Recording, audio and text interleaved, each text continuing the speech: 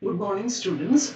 Today we discuss the topic house style and how to create a style sheet.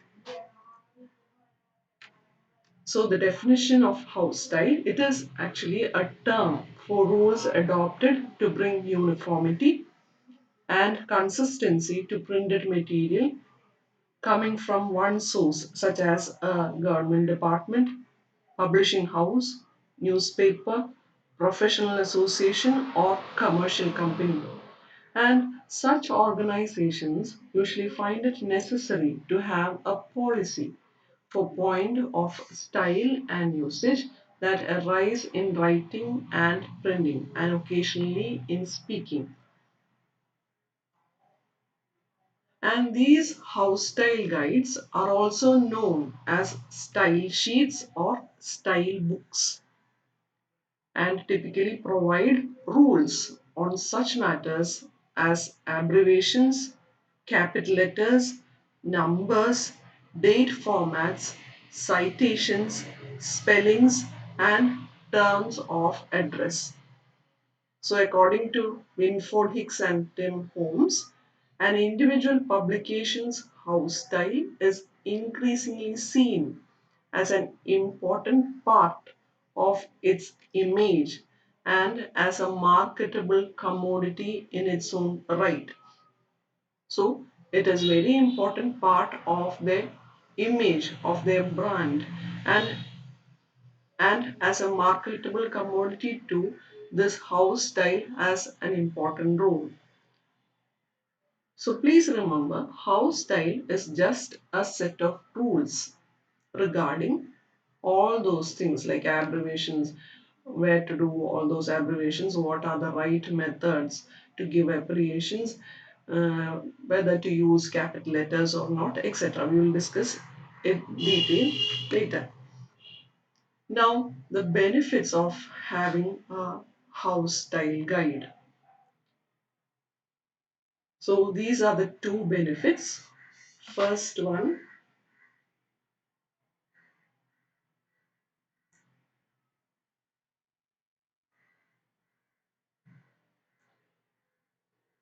it guides, it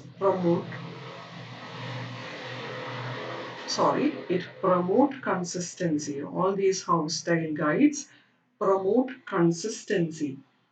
If everyone in an organization follows the same writing guidelines,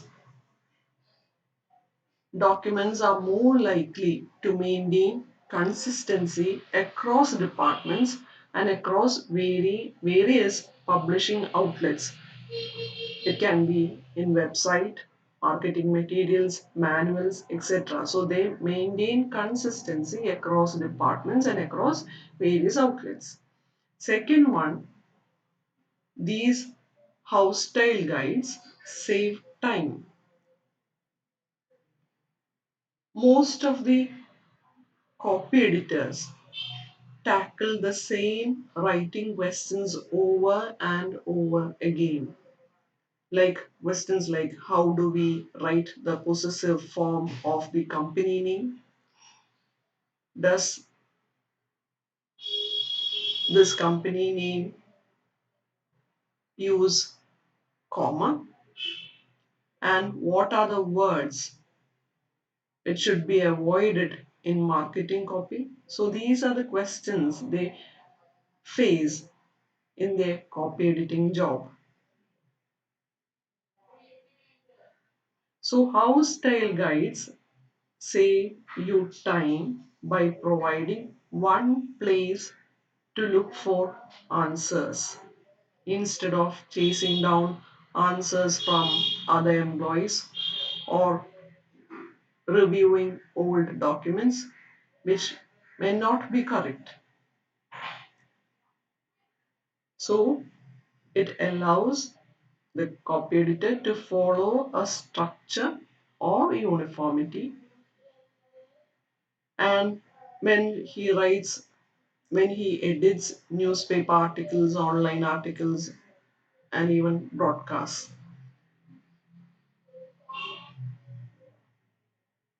So it is very useful to proofreaders and copy editors because they keep them from having to pay excessive attention to the consistencies in writing.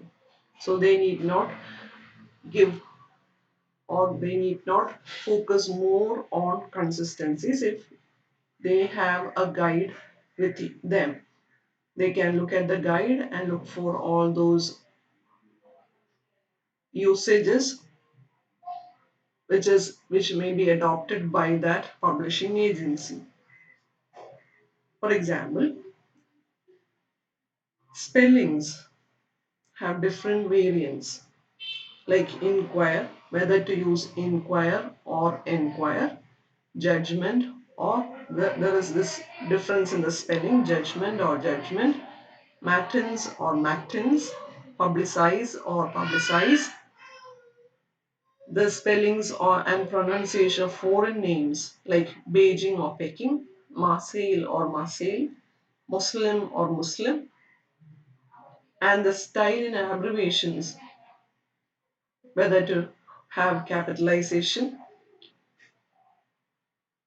BBC, there is full period in between, or BBC, the company, there is this difference in the C, and there are also contentious general usages like the Arabian Gulf, the Persian Gulf or the Gulf, Holland or the Netherlands, whether to use chair, chairman, or chairperson.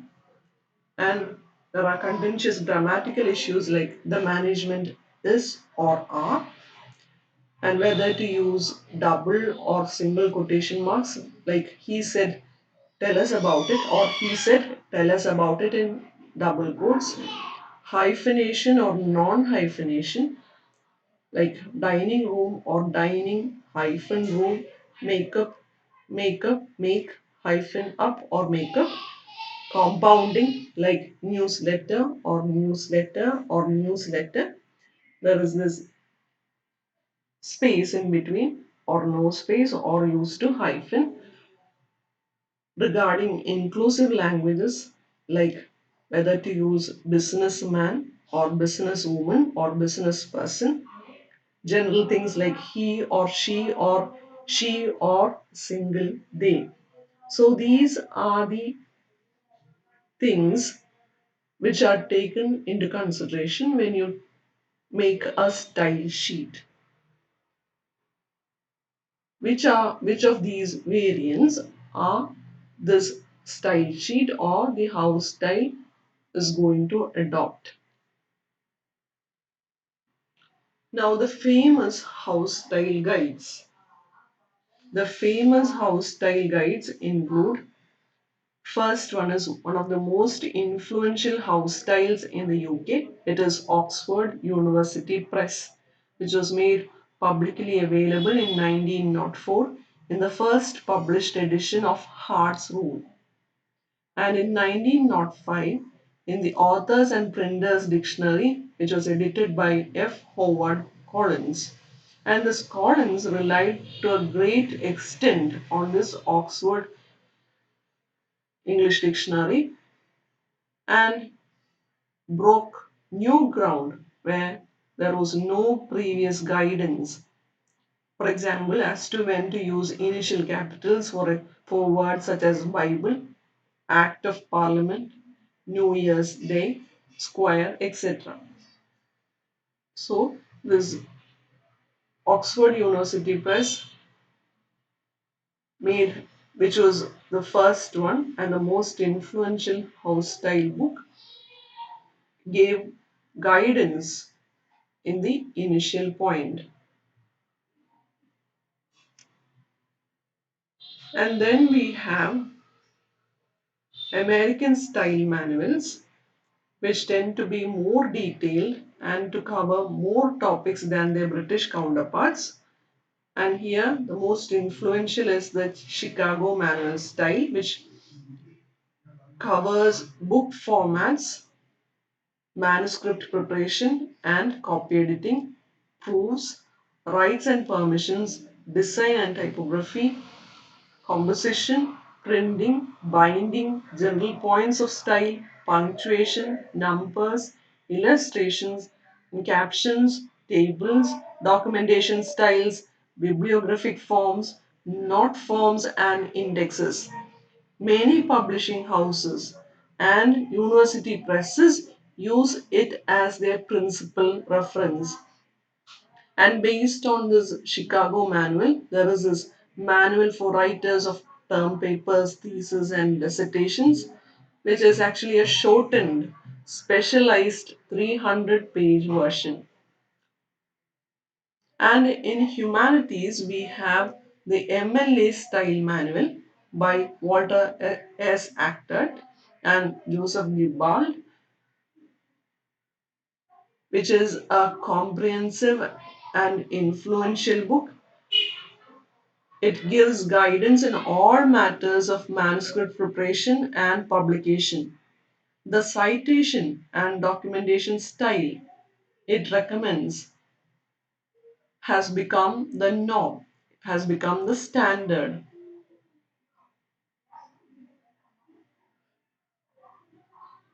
And these are the other house style guides in various other disciplines. We have the publication manual of the American Psychological Association by American Psychological Association, and we have CB style manual by the Committee on Form and Style of the Council of Biology Editors, American Institute of Biological Sciences, and most major newspapers have house styles like the New York Times style book for writers and editors, which was edited by Louis Jordan and McGraw-Hill. And there is this Washington Post desk book on style, which was published, edited by Thomas W. Lipman and McGraw-Hill. And there are works of news services like the UPA style book, edited by Bobby Ray Miller, and the Associated Press style book and libel manual, edited by Christopher W. French and Edison Wesley. So these works are primarily alphabetical list of problems with recommendations and also include general information on matters of special concern in reportage, mainly used for news. Now creating a style sheet. So it is one of the most important things to do when you are copy editing, to create a style sheet. And you need a style sheet to maintain consistency. So, consistency is incredibly important with both fiction and non fiction because it ensures that you have consistent character names, dates, and the preferences of the author. And style sheets can help in many different ways. For example, a style sheet will let you know that the subject of your article prefers to go by the name Nick rather than Nicholas. It also reminds you that your editor wants you to use the style apples, pears, and bananas rather than apples, pears, and bananas. Notice that the first list has two commas and the second one has one comma. Also, the style sheet will list the grammatical choices, the characters, made up words, unusual words, treatment of words, etc., and will keep you consistent when making changes. For example, if you do not have a style sheet, you could find that in some places you say city of Los Angeles, while in other places you use city, C, small letter, of Los Angeles. And this is not consistent and it looks very unprofessional when you are a copy editor or a writer. So, as a copy editor, these are the some things you should consider if you decide to put together a style sheet. And these include what you want capitalized. You may want proper nouns to be capitalized as well as things like names of books and films. So, first you have to decide that. Then, how you want quotations to be used. Some editors want single quotations while others prefer double. Some editor may need curly quotations rather than straight quotations. And you may only want quotations in certain areas. Additionally, you could also require writers to use italics instead of quotation marks when dealing with quotes. So you must decide that too. Whether you want quotations, how you want quotations. And fonts. Fonts are also something that you want to be consistent. This means that you could make a style sheet that only lists books, papers, films, and plays in italics while you make headings bold to ensure nothing else is bold. You may ask that there are no large fonts and you do not want any font size that is below 10 point. You can decide that too. And numbers are commonly a problem with copy editing. So a style sheet can help keep things consistent. Your style sheet may tell writers whether you want to spell out numbers below 10 or below 20, like ONE1, TW2, etc. While you also want numbers that start a sentence to be spelled out. For example, when you start a sentence, two people, it is not two in numbers, you write TOO. Another thing to consider is whether or not you want numbers to end in TH or ST in superscript or normal text. 20th or 21st TH ST. You want it uh, in the top as a superscript or as normal text. And whether to spell out percentages like 10 percentage, 10% or 10 per space cent, etc. A style sheet thus helps to ensure you know exactly what you want out of your writers and they know what to write for you. And when you create a style sheet, the first thing you need to do is start reading manuscript that you are editing. When you come across a name or a place, you need to write it down. Once you have started reading, you need to grab a chart, prepare a spreadsheet or graph paper and write down the following on the side, like names, places, plurals, fonts used, capitalization, numbers, symbols, hyphens. And then, as you read through the manuscript, begin making notes next to each heading so that you can keep tracking of any inconsistencies. That is all there to make a style sheet. You keep a log of the things that need to be consistent and you write those items down. We'll discuss an example, a famous house style, that is the Chicago Manual of Style. So this is the style guide for American English, which was published for the first time by the University of Chicago Press in 1906. And so far, 16 editions have been issued, and it has been very important, invaluable to in helping editors who need a guide that keeps things consistent. The Chicago Manual style is found both in hardcover form and online, with the online edition being more searchable, more user friendly. This Chicago Manual style is used by publishers of books and journals, academic publications, trade publications, and more.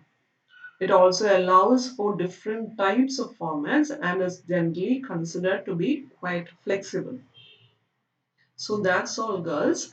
So we come to the end of house style and style sheet. So style sheet, house style guide is also known by the style sheet, by the name style sheet. And here we discussed the definition, benefits, and how to create a style sheet. Please prepare notes on the same. If you have any doubts, please contact me. So thank you, girls. Have a nice day.